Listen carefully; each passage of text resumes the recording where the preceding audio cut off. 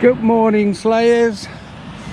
This morning we're out at TA again, just on the other side of the reserve, and she's looking pretty flat calm, not much wind out today, so we're going to see if there's any fish around. It has been raining a bit last night, so the water is not quite as clean as it was before, but we have a 6 o'clock high tide this morning, and we're just going to see if there's anything out there.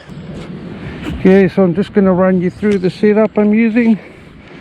All my gear pretty much fits into this one bag. Everything I need is in there, including my chili bag, and that's just to keep the fish in. My rod is in there, and this is a Dacinka Traveler 24 kilo spin boat rod, 4-piece.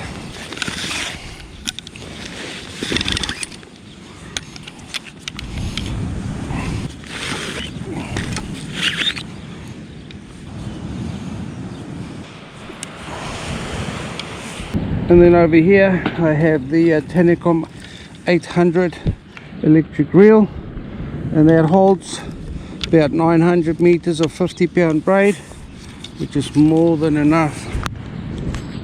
The other thing I wanted to show people is of getting a lot of people asking us, how do you get those rod spikes into the shingle?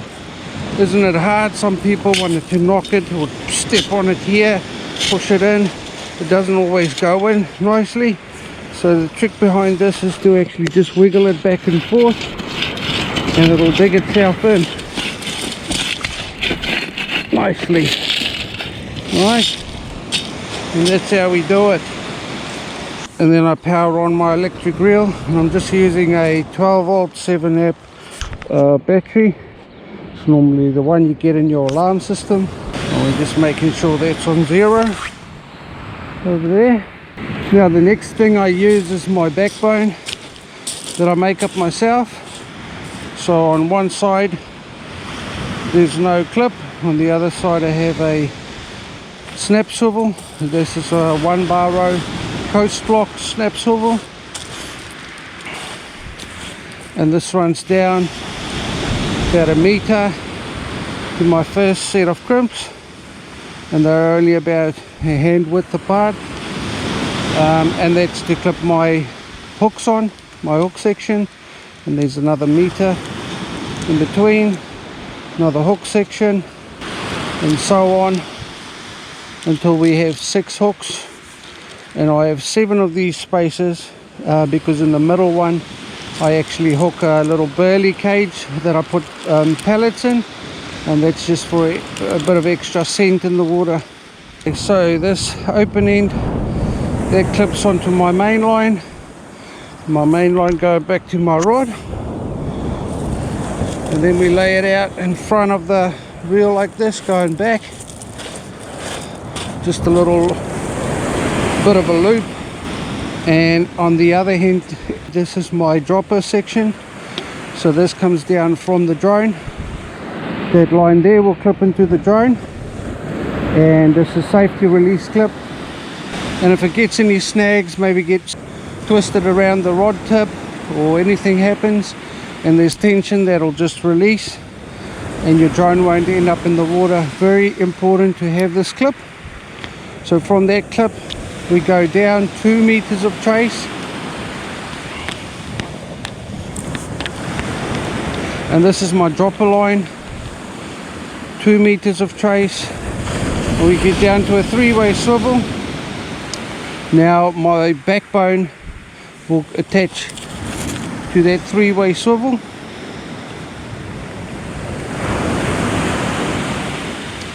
okay, and then the last little bit, I have a weaker line. I've got a 37 kilo line, dropper line there, and over here I've got a 15-pound trace, and that goes to my sinker. So if anything gets snagged, only this little piece should break first, and we should be able to retrieve the rest of our gear. And here is my hook section. So I've just got a Longline clip, a little piece of Lumo tube snelled onto a Longline hook, and I'm using sandmar as bait, and that just clips onto the line like that, and we're good to fish. These little Lumo tubes on the line, you see the lines inside there. These Lumo tubes just help it from tangling, and if you have less tangles, you have more chance of catching fish. I don't make my traces too long.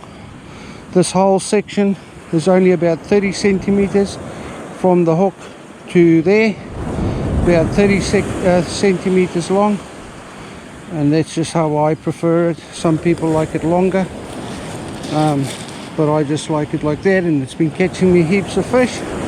I haven't had any issues with that, so that's how I like it. And then I like to use a 5-ounce Dacinka sinker, and the reason for this is I can add a little bit of 2-knot oil in there, and that leaves more scent for my baits. And the other reason is the shape of it. When winding back, it actually becomes like a little boat, and it's weighted down the bottom, so when you're pulling it back, it goes up the water column and actually just skims along the top, getting you up and out of the way of any snags out there. And I've pulled in fish right across the reef with the sinker, and it didn't get snagged, and I managed to retrieve the fish without getting snagged. So that's the reason I use the sinker.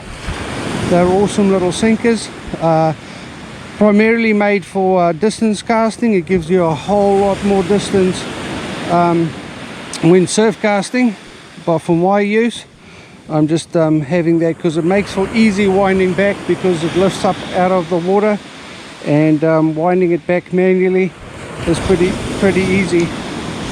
Even on the electric reel, it just brings it up to the top and out of the way of any snags. So for drone fishing or surf casting, this is a primo sinker to use.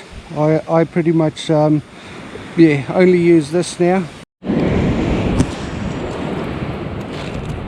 And out comes the landing pad. So you pretty much want to be set up in a triangle. So right there, line going out to the front and your drone to the side. So this will also depend on which way the wind's coming from. If the wind was coming from up the beach that way, I would have set my drone on the other side of the rod, and if it was coming from down the beach, I could set up my drone on this side. Today we don't have much wind, so I'm not really bothered where I put it, but in a high wind situation, you always want to be downwind, so if the wind pushes it away from the rod, and it doesn't get tangled in the lines. Getting the Aeroo app on, turning the controller on, and I can turn the drone on so everything can start getting connected and start looking for satellites along. Safety release clip. So as the drone is sitting like that, I grab the back leg like this, flip it around, there's a button right there, I push the button and push the button to close, and then put the leg on the line so it actually stops any tangles from happening. And at this stage I walk back and it's already saying ready to fly, so I didn't waste any time. I just turn it on, and while I'm setting all the stuff up, the satellites connect, and it gets to that stage where it's ready to fly. It doesn't use up much battery life. Just standing there, just turned on, not idling though, just turned on. Hardly takes any battery life, so you're pretty good just to get it turned on as soon as possible, to avoid waiting for the satellites when you want to fly. So very important, we want to flick over the bail arm there, make sure it's loose. And I like to tighten up this little knob at the on the side just a fair little bit, so that helps with any overwind from happening. Now we're ready to fly. Let's turn it this way. So we're going to push down and out, and that'll start our motors on the drone. So there, she started up, and I waited for that prompt to tell me the home point has been updated, so that way I know it's coming back and it's going to land where it took off, not somewhere else. Right, so we can lift off just by pushing this stick forward.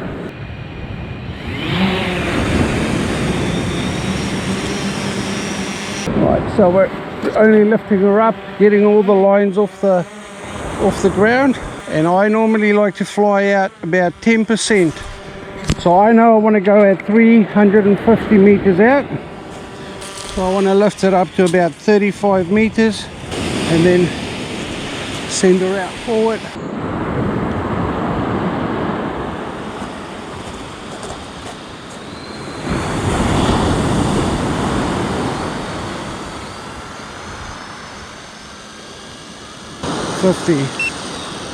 And we've dropped it.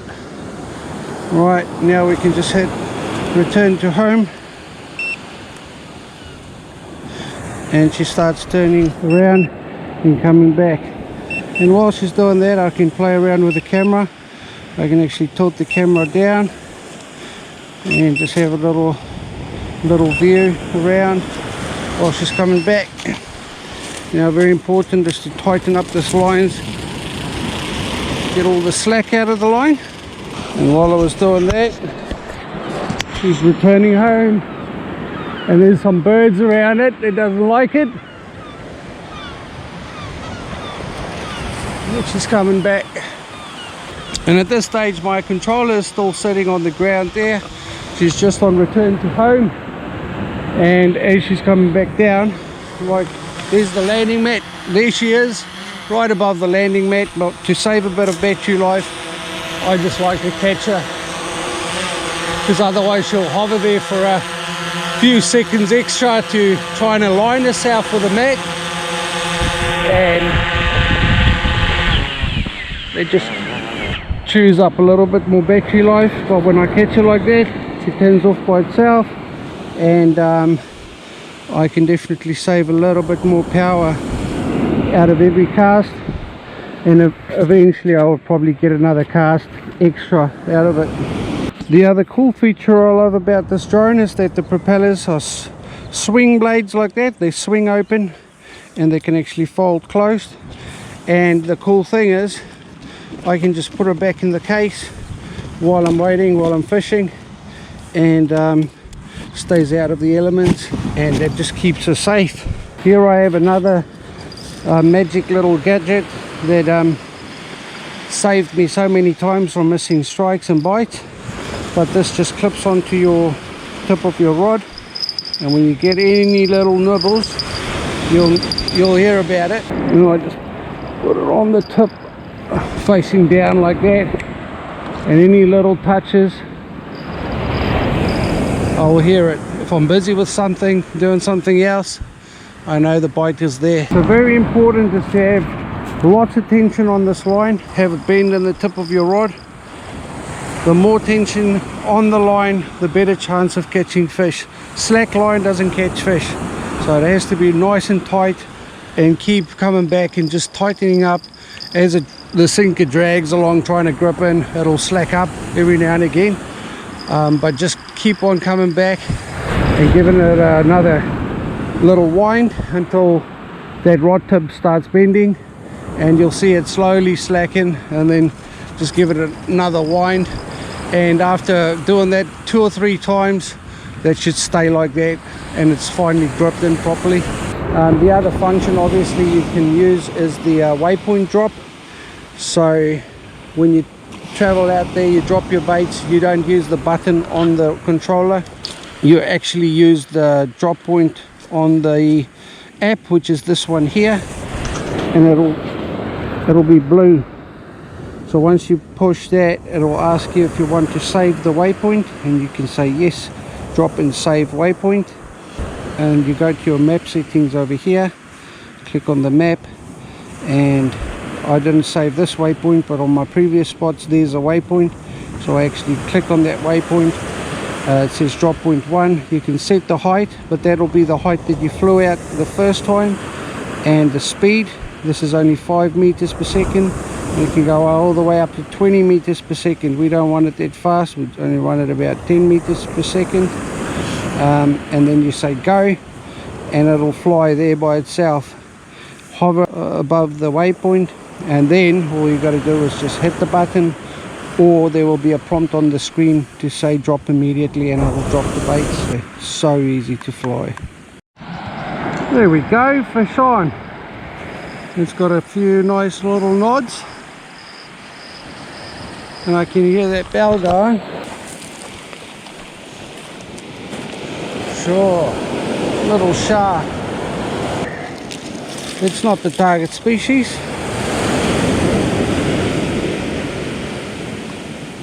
Alright, only got little teeth, but they can still do damage.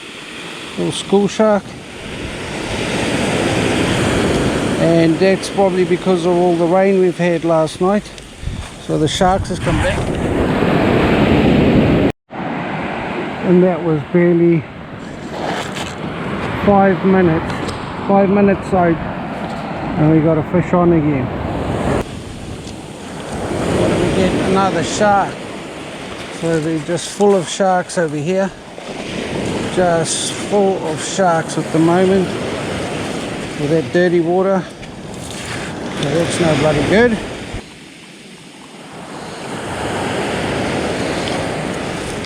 Get him back in the water. It's only a baby.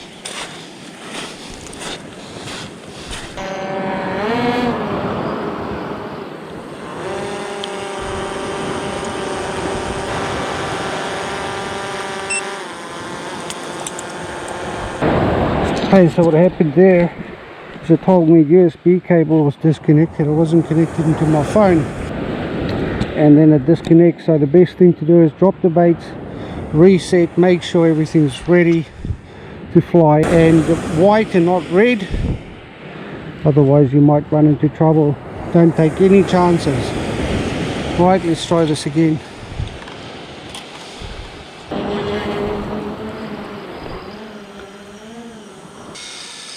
$600. Dropped it.